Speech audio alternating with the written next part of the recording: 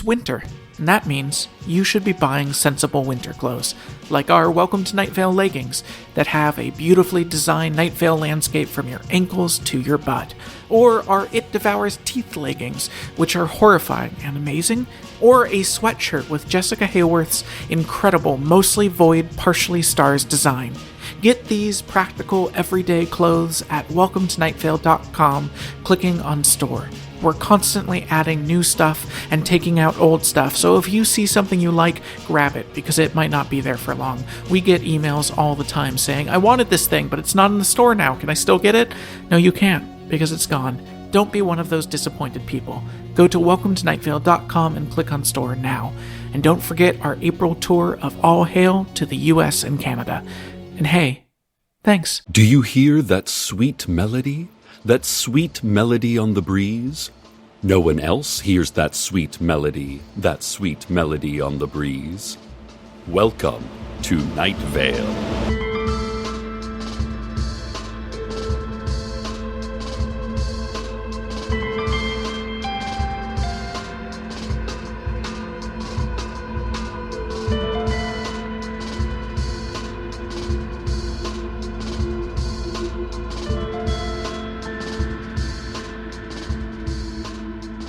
Frances did her best to pretend that she had imagined what she had seen that night in the house of Nazar al-Mujahid, when Barks Ennui, the cartoon spokesdog for the sheriff's secret police, had come out of the television and told her that she did not belong, and that they were both doomed.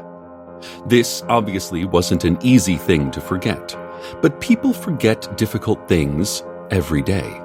We are, all of us, carrying around difficult things like cannonballs rolling, unstable in our heads, occasionally throwing us off balance when they shift too much to one side, but mostly just slowing us down while we pretend nothing is wrong. She and Nazar continued to see each other. He let people know at school, and the faculty and administration were happy for him. Everyone felt that he was always too consumed by high school football, especially Principal Fryman, who grumbled to himself that the team didn't even have a good record to show for all of that obsession. Nazar took Frances to a faculty after-school drinks meetup, the first one he had ever gone to, because he had always spent his evenings prepping for that week's practice, studying game film, drawing up defensive schemes, and slithering around his living room on his belly while hissing like a snake. Frances, in turn, took him to her monthly book club meetup. This month's book had been Irvine Welsh's Harry Potter and the Cursed Child, the controversial follow-up to his classic novel Trainspotting. Everyone agreed that it wasn't nearly as good as the original, since it only shared a couple of the main characters. They also agreed that Frances's relationship was having a real effect on her. "You hardly seem like the same person," said Jeremy, who had liked Frances before and was jealous that she might change and grow as a person outside of his influence. Jeremy was, all in all, being a real shit. Everyone else agreed that she seemed to be happier and more open to the world than before she had started dating. Frances quietly wondered if changing so quickly just because you were eating meals with and sometimes sleeping with someone was a good or bad or neutral thing. She thought that change was hardly ever neutral. Through all of this, she pretended that Barks Ennui, the cartoon dog, did not appear to her most evenings in her home. But he did. He would crawl out of her television, even if she was watching a channel his commercials didn't play on, or even if the television was off. The proportions of his body, lovably clumsy in 2 dimensions, seemed a horrifying mistake of nature in 3 dimensions, and his features were warped and blurred, as though seen through static. "You don't belong together," Barks Ennui said, in a goofy cartoon voice that occasionally veered dizzyingly into other pitches. Sometimes a child's giggle or a bassy growl for a few seconds before sliding back to the middle. She would hide under her covers, and she would hear from within the hot dark of her blanket his familiar cartoon voice say, "There is a price that must be paid!" And she would scream, and then realize she was alone. And then she would choose to pretend that none of this had happened. Nazar did not see Bark's ennui, but he was not without his own troubles. He would find, some evenings, that when he looked in the mirror, there were two of him, one of him sitting behind the other. He would stand, and the second reflection would stand too. It would follow all of his movements from behind his primary reflection. This went on for days. Then, one night, he looked in the mirror, and there was only one of him. He sighed, feeling some relief to the tension that had been with him so long as to become his new normal. And that is when, in the mirror, his second reflection stepped into the room, followed by Francis Donaldson. Nazar whirled. The room he was in was empty. He looked back in the mirror. There was his own face, terrified, and behind that, on the bed, there was himself again, with Francis. The two of them were kissing, passionately. He watched himself kiss, and then his reflection and the Francis in the mirror stopped kissing and looked up at him with startled faces. They stayed frozen that way, and he stayed frozen too. After several moments, the mirror couple smiled. Their smiles got wider and wider, and then they were both dead, blood-covered and sprawling at irregular angles, and then they were alive again and smiling at him. He shouted and stumbled back from the mirror. From then on, he took to covering his mirrors, and that worked for a few days. But then one day, he came home to find himself in his bedroom, already sitting in front of the covered bedroom mirror. The him that was in his bedroom looked up at him who had just entered, with wide eyes and a yawning mouth, and Nazar, who believed himself to be the real Nazar, turned and walked out of his house. He checked into a motel and decided to stay there for a while. Finally, the strain broke on Nazar and Francis. At Applebee's over lunch, she started crying, and he was so surprised that he started crying. And they were crying at each other and didn't know why the other was crying. And she said, "This is going to sound crazy." And he said, "You're not going to believe me." And then they told each other, and it didn't sound crazy, and she believed him. "What does it mean?" she said. "Why are we being punished just because we're finally seeing someone?" "That's a good question," said Bark's ennui. He was sitting in the booth next to them. They both yelled in surprise, and the other people in the restaurant looked over with a mix of confusion and annoyance. None of them could see Bark's, and so they assumed the couple must have accidentally ordered the electrolysis nachos appetizer. "Who are you?" asked Nazar. "Me?" said Barks, his animated dog face stretching and compressing in mesmerizingly horrible ways.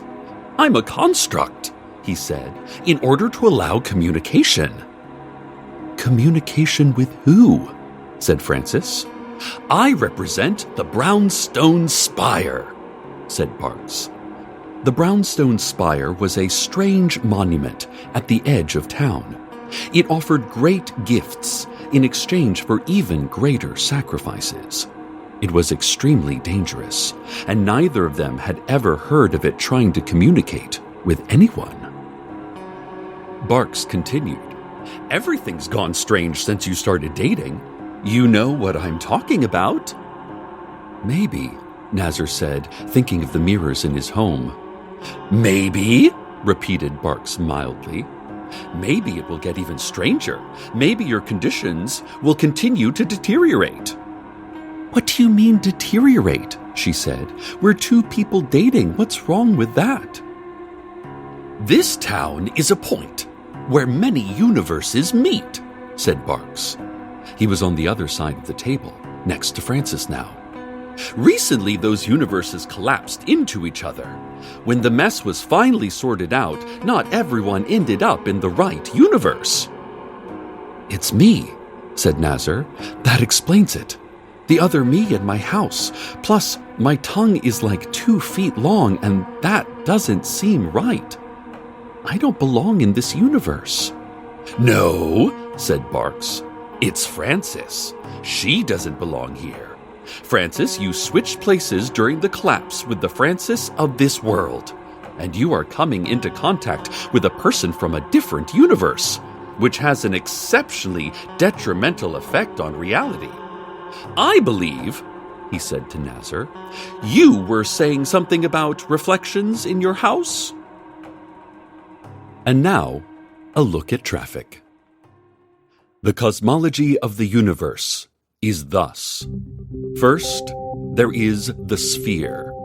The indications of the sphere are warmth and bristle. The colors of the sphere are blue and yellow. Then there is the cube. The indications of the cube are touch and lift. The colors of the cube are red and white. Then there is the expansive plane. The indications of the expansive plane are speed and shadow. The colors of the expansive plane are myriad. And finally, there is the outward fade. The indications of the outward fade are a ringing bell and a rush of water.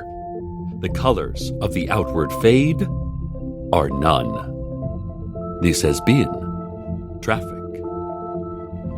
And now a word from our sponsors.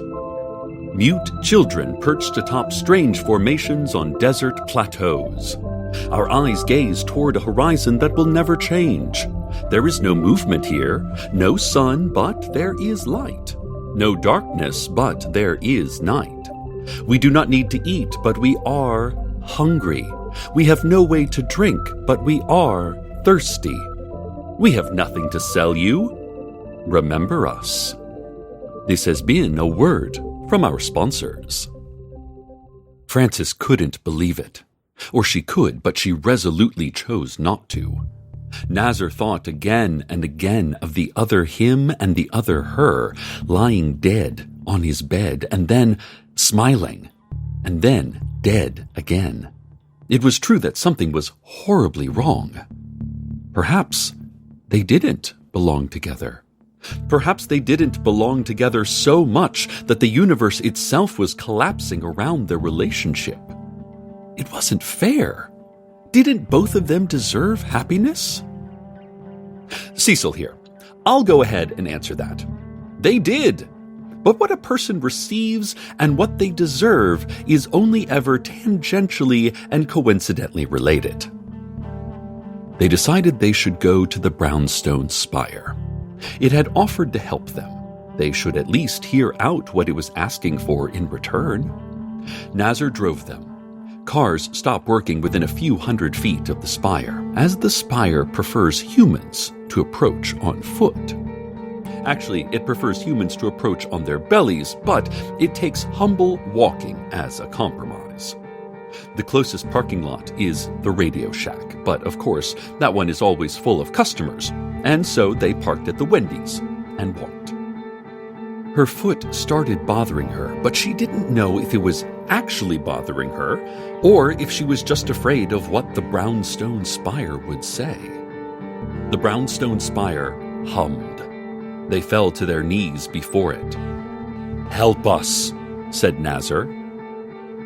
"We just want to be together," Frances said. "I don't know if we belong together, but we make each other happy. Isn't that something worthwhile? Don't we get at least that?"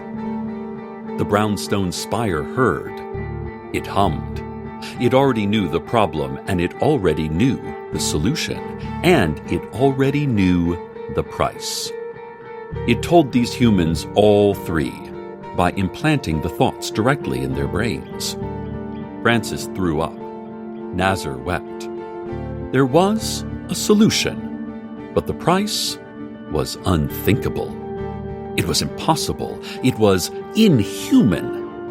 Of course, the spire isn't human, nor possible, nor even thinkable. They walked back to the car in silence. And now, the weather.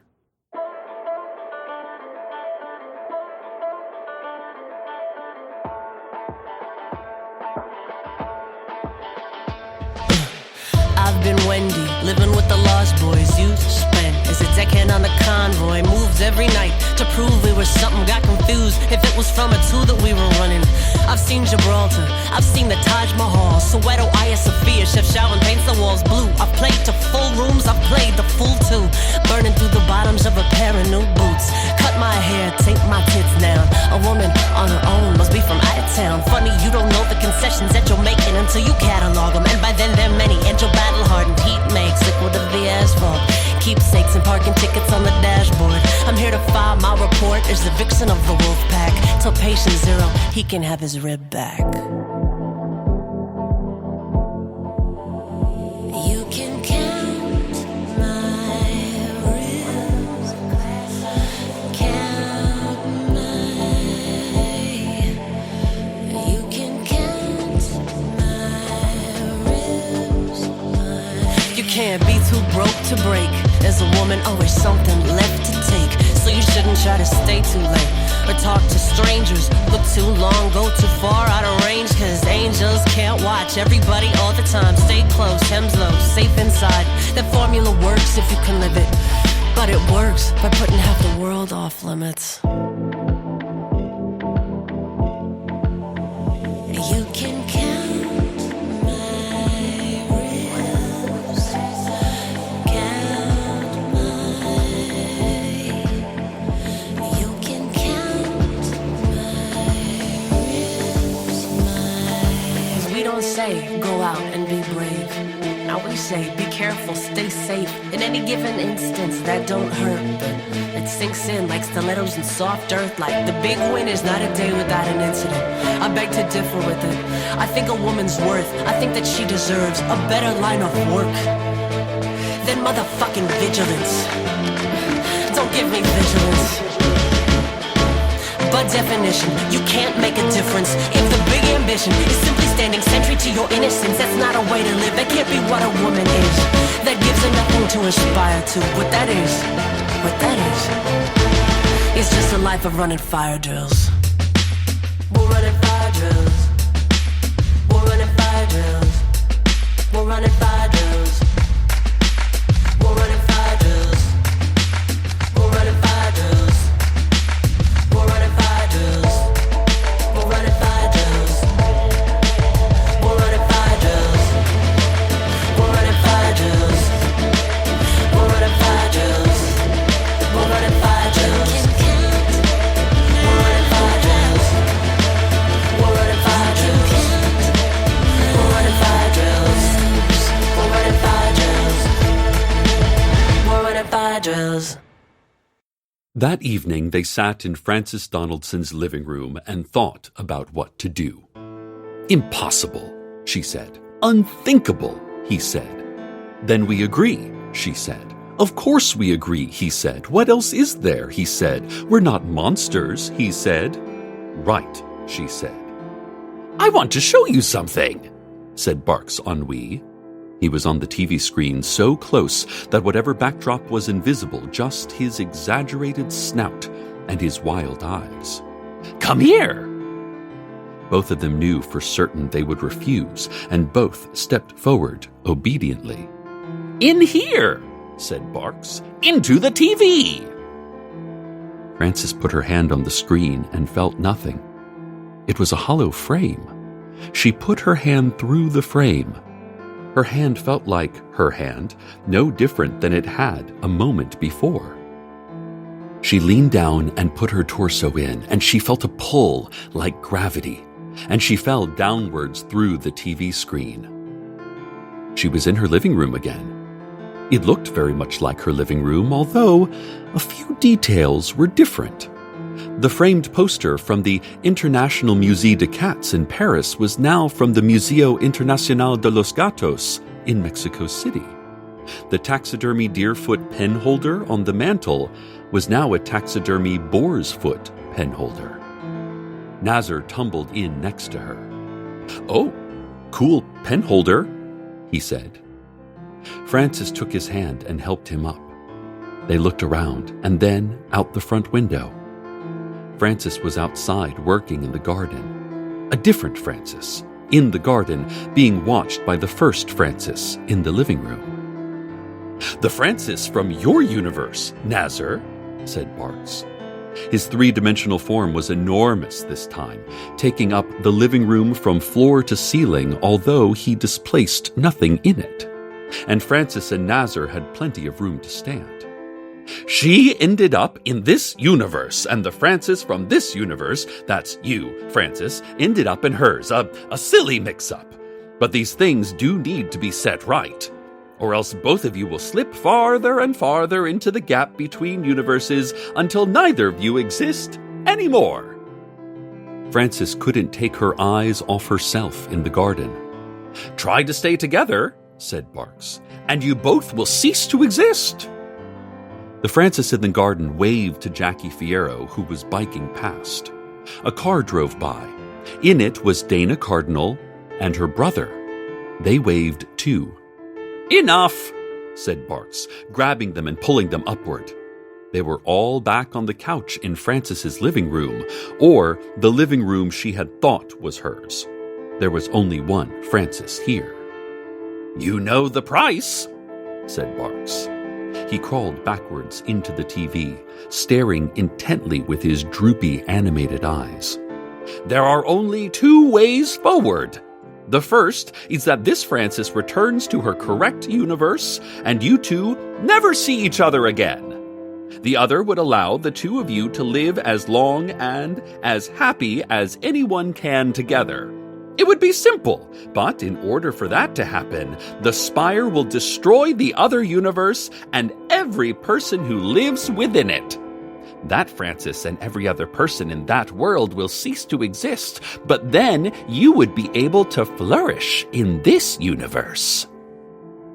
He was fully back onto the screen, a two-dimensional cartoon dog in a neon yellow cartoon backdrop, but his eyes were still huge, like they were inches away.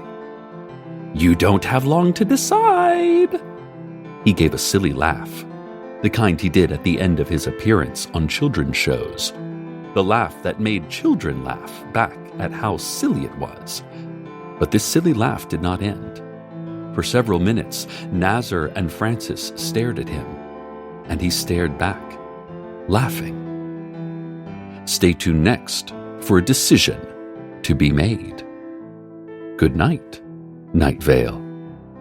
Good night.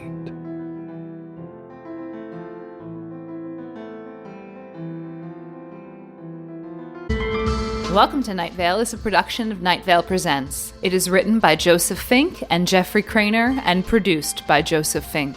The voice of Nightvale is Cecil Baldwin. Original music by Disparition. All of it can be found at disparition.info or at disparition.bandcamp.com. This episode's weather was Fire Drills by Dessa from her upcoming album Chime. For more information, go to doomtree.net. Comments, questions, email us at info@welcometonightvale.com or follow us on Twitter @Nightvale Radio, or swim in water so clear that you know tangibly in the moment what flying would feel like. Check out welcometonightvale.com for more information on this show and our winter merch, because we all deserve to wear leggings covered in teeth. Today's proverb: I'm going to give you a piece of my mind. It's in this clay jar. Please keep it in a cool, dark place and away from cats.